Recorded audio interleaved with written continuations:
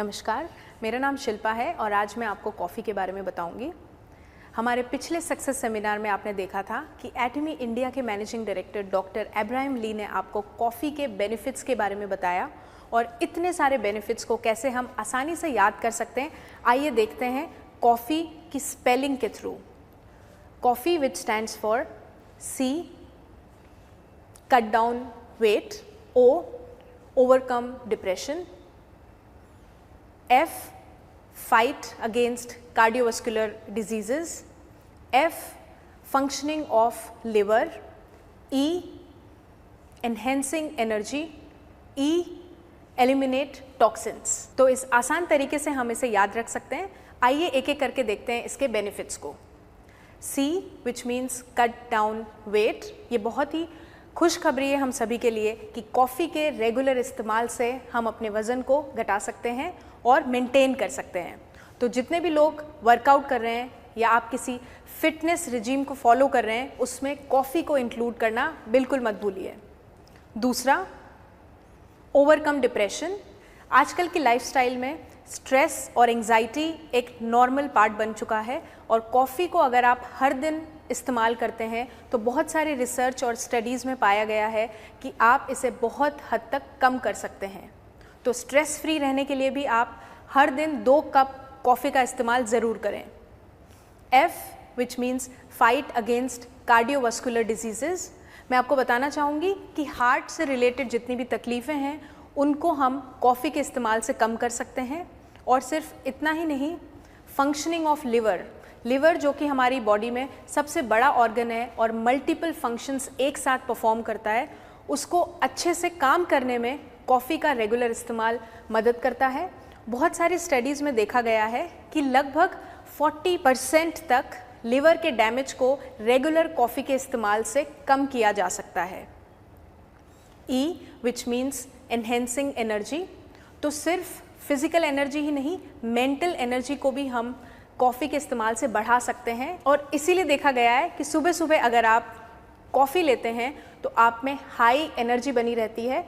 और सिर्फ इतना ही नहीं, दिन में किसी भी वक्त जब आपको एक कंसंट्रेशन या फोकस्ड वर्क में जाना है, उससे पहले अपनी एनर्जी को बूस्ट करने के लिए आप कॉफ़ी का इस्तेमाल कर सकते हैं। और फाइनली, एलिमिनेट टॉक्सिन्स। आप सभी जानते हैं कि हमारी बॉडी में टॉक्सिन्स, वेस्ट को टाइम टू टाइम निकालना बहुत ज़रूरी होता है और सही तरीके से स्टमक और डाइजेस्टिव सिस्टम की फंक्शनिंग में कॉफ़ी एक बहुत अच्छा रोल प्ले करती है। तो ये बेनिफिट्स सिर्फ इतने ही नहीं हैं, इसके साथ साथ कैंसर को प्रिवेंट करने में, डायबिटीज़ को प्रिवेंट करने में भी कॉफ़ी का बहुत हद तक बेनिफिट देखा गया है।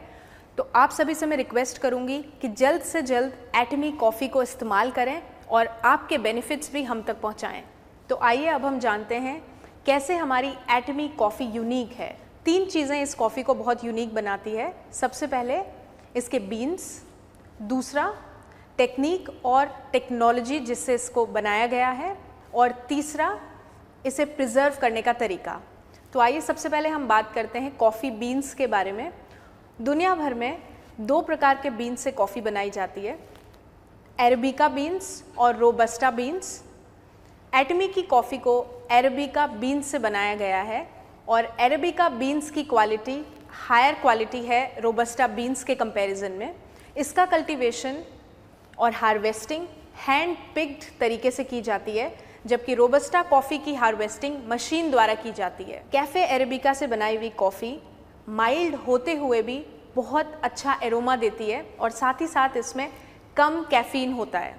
मैं आपको बताना चाहूँगी कि अरेबिका कॉफ़ी बीन से बनाई हुई कॉफ़ी बहुत सारे अलग अलग फ्लेवर्स के साथ ब्लेंड हो जाती है और इजीली मिक्स होने वाली कॉफ़ी है, जिसे हम रोबस्टा बीन से बनी हुई कॉफ़ी के साथ बिल्कुल भी कंपेयर नहीं कर सकते हैं। और यही कारण है कि एटमी के बीन्स इस कॉफ़ी को बहुत यूनिक बनाते हैं। तो अब मैं आपको बताऊंगी कि किस तरीके से स्पेशल टेक्नोलॉजी और टेक्निक का हमारे बीन्स पे इस्तेमाल किया गया है। अरेबिका कॉफ़ी बीन्स पर फ्रोज़न ड्राइड टेक्नोलॉजी का इस्तेमाल हुआ है। बीन्स का एक्सट्रैक्शन करके लिक्विड कंसनट्रेटेड फॉर्म को -196 डिग्री सेल्सियस पर फ्रीज़ किया जाता है और फिर उस फ्रोज़न एक्सट्रैक्ट को फाइन पार्टिकल्स में एक्सट्रैक्ट किया जाता है और इस फाइन पार्टिकल्स को एक्सट्रैक्ट करने में माइक्रो ग्राइंडिंग टेक्निक का इस्तेमाल हुआ है, जिससे कि पार्टिकल्स का फ्लेवर और एरोमा बरकरार रहता है। तो अब मैं आपको बताऊंगी तीसरी यूनिकनेस के बारे में, और वो है इसकी पैकेजिंग में। एटमी कॉफ़ी को लंबे समय तक प्रिजर्व करने के लिए और एरोमा को मेंटेन करने के लिए नाइट्रोजन गैस का इस्तेमाल किया गया है।